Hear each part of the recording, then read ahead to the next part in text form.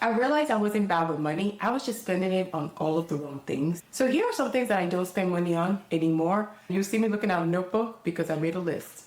Expensive phone plan. Let's talk about it. We've been auto paying for so long without even thinking about it. And then one day my husband, we sat at the door in budget and we're like, wait a minute, what's going on? Why are we spending this amount of money on our cell phone? There has to be a better way. We're talking $175 plus a month. Taxes included or may not be included, it just really almost depended every month. It was constantly changing. I love constants in my life. There has to be a better way. One thing that is a pro tip that I'm going to give everyone out there, even with the company that you have, call them. Tell them that I want to reduce the prices that I'm paying for this phone plan. They will help you out. It's typically when you call that you get help. When you might have switching carriers, in general, you really evaluate what you need and don't need. Most of us are on Wi-Fi most of the day. At home, I'm mostly on Wi-Fi. At work, even. It's not that great at work. So maybe at work, I'm not on Wi-Fi. But I'm probably not on Wi-Fi like 25% of my life. If I'm on Wi-Fi 25% of the time, do I need all the data I'm paying for? I find I do because I do upload videos. But do you? Do you need all of the data you're using? You may not. That could be a cheaper price range. You could, all right, get the same unlimited because I need it. I feel like I just need unlimited everything without paying the premium because you found a better place that maybe does that premium for you. And in switching carriers, you get to choose what you need versus what's marketed to you, right? Because obviously, like I said, it's always unlimited everything. Have I bought into that? Yes, I love it. So just know that I have unlimited everything. Do I need it? Oh, even with uploading content, I don't think I use more than 30 gigabytes a month. And that's with like, I'm traveling a lot, I'm in the office, I'm in places that I don't have Wi-Fi. So yeah, I mean, right now I'm in a company that allows me to switch between any of the 3 carriers anytime that I want to. So you're not really cheap for finding a new phone plan or maybe decreasing the plan levels that you have right now. You're just not subsidizing convenience anymore. And that is a clarity that I had to get to. I was like, I'm not spending money on this anymore just to say I have this company. Over what? Something that's offered to me with the same exact premium coverage at a different company for lesser price that suits my life. Yeah, I'm not going to pay that expensive price tag anymore. No. I guess this is my very 30s energy. It's very intentional, very concise, definitely money saving, and that could be a little boring, but safe. That's how I like it. Hi, I'm Maria. You know why you're here. Let's get into it. In the same vein, new phones, upgrades every year or every 2 years. Wrap it up. We're done with those. We are done with those. If the upgrade is not changing my life, it may not need my money. I have an iPhone 13. I have an iPhone 13 Pro. Pro Max? Yeah. Because of the camera. I'm having camera issues, so that may cause me to change. But I've had this phone for 4 years because it's been good to me and it does what it needs to. And even with the change I feel like may need coming up, I'm still negotiating, but because it deals with my camera and I use my camera a lot for content and in my life, I love photography and all that stuff. I personally would like to have a camera that works perfectly. But the fact that it's paid off, I also have a carrier that works easily for me that's not breaking my back. I don't pay anything on my phone. I'm kind of like, if I were to go and buy a new phone on this phone, I'd probably have to pay it all in one go or probably in 1 or 2 payments. I don't want a monthly bill. It's just like another thing to add to my tab just so I can have the newest iPhone. And they pretty much do the same thing. Yes, I've seen the new camera. You're getting me. You're getting me. But, big buts. You're gonna wait it out because a lot of times just wait out that trend. It's a new iPhone. It's amazing. I love it. We all love it. But it's the same exact thing. So unless your phone is literally ran out of space, something's not working, which will cause it to trigger, it's not necessary. And in this day and age, everything is buying. I'm tired of it. I'm at that point where I'm having that anti-consumerism fatigue. Every single tech is not going to change my life. It just can't. It's either I know how to use what I have and use it well, or I'm obviously not that good. Like, if I say, oh, I can't take really good photos because I have a bad camera. The carpenter, what is it they call it? The carpenter brings the tools. You can't blame your tools. You can't blame your tools. In itself, that is a quiet luxury mindset. You pay one time up front for this, or maybe monthly. That is the investment. A $1,200 phone is an investment. A $3,000 computer is an investment. Those are investments, and they should last you a long time. You should constantly be flipping them out at 12, because now another $1,200 phone came out a year later, and now you're back in the cycle. Hop off that treadmill, it's time. And let's talk about actually selling it, right? You want to sell the same phone that you bought like a month ago, it's like a car. It's almost like half. Yeah, maybe not. Look up the. Oh, another big one. I start paying for accountability that I could create myself. I'm talking about working classes. Yes. Yes, I had the class pass. I went with my friends. It was super fun. It's a cute little community thing. Though I do like third spaces without it paying for something, but a cute community thing is a cute community thing. And I did it with girls. After work, we would go to the class passes, do a little hot yoga, do a little bit of spinning, do a little bit of fun classes. Loved them. I really did. I did not like the price. I did not like that regardless of having to pay for it, it was still at the end of the day motivating myself. I have to motivate myself to get up to go to those classes so I don't lose my money. Can I not just motivate myself to get up for free? It's right there. Like, it's so close, right? I'm motivated for money. I'm motivated for myself. Do I really believe that I'm worth what I would have paid anyway? Yes, I'm worth it. So yes, I will go to sleep, wake up. First thing I do, work out. That's my routine. Before, it was a different routine. But for now, this is what's working for me. So I'm going to make it work for me. And talking to my therapist, movement is so important. Especially as someone who has ADD all over the place. I love to do so many things.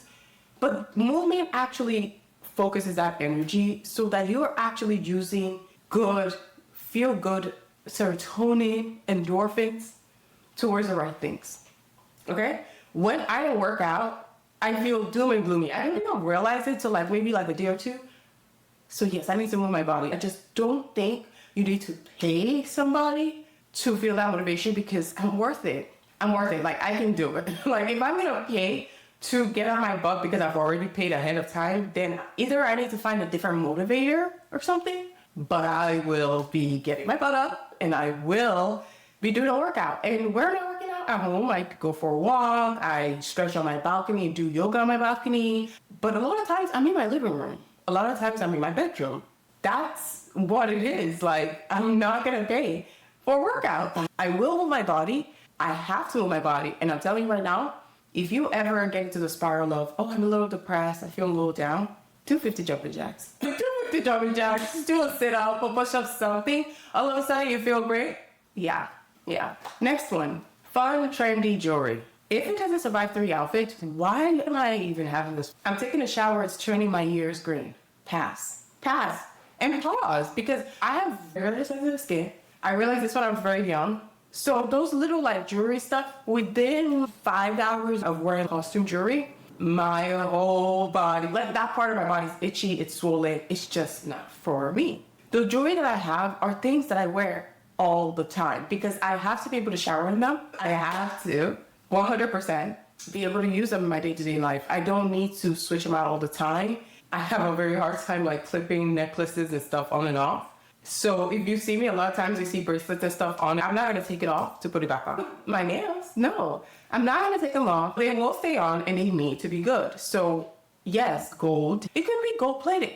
I want quality. Fast fashion accessories are just anything fast fashion. In, out, and I'm tired of it. Everything cannot be temporary. Everything cannot be quick subscriptions. You have it today, you don't have it tomorrow. It's that temporary culture. And it's just boring, really. I want something that lasts.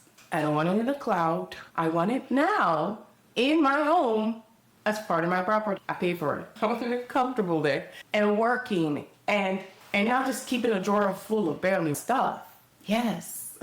And I feel like that's also growing more. Obviously, it's easy to say this. As being in my 30s now, I know something that lasts. I want permanence. I want stability. So no, I will not be participating in the constant wearing and burnout of costume jewelry or just fun, cheap material. Could be lead, could be anything put on your body. No, absolutely not.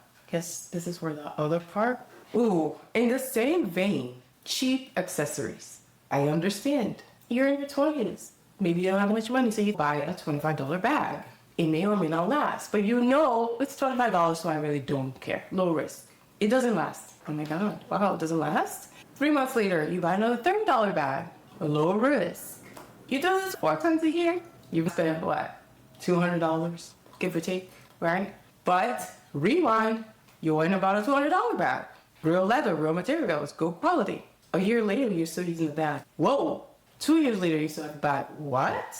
And that's where the cost per wear starts to actually show up. So yes, I will not buy cheap accessories. I'm not investing in that anymore. Now, I'm not saying you have to go and buy a Louis Vuitton bag. I love my Louis, but I'm just saying I could buy a good bag from Nordstrom with good materials. I have one in my closet. I've had it for 4 or 5 years. $200. I think it was like $180. Quality. Yes, of course. The Louis Vuitton is always the quality, but I love any quality at any price range, because for me, am I getting a good price or am I getting a good quality at the range that I'm actually spending money in? I don't want to keep buying over and over again because I've wasted 3, 4, 5 bags. I don't even have those bags anymore. This story was about me. Okay, I was that girl. And I understand, and I'm not judging. It's just the shift from quantity to quality has to happen at one point.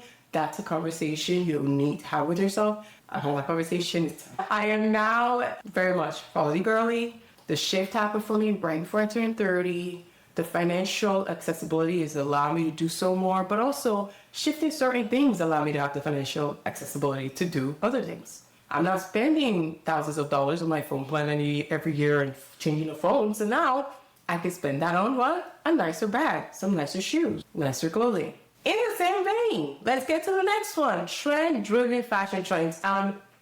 Wrap it up. If I see trendy videos, I'm not saying that we shouldn't know what's out there. Great to know what's out there. But not everything can come with me.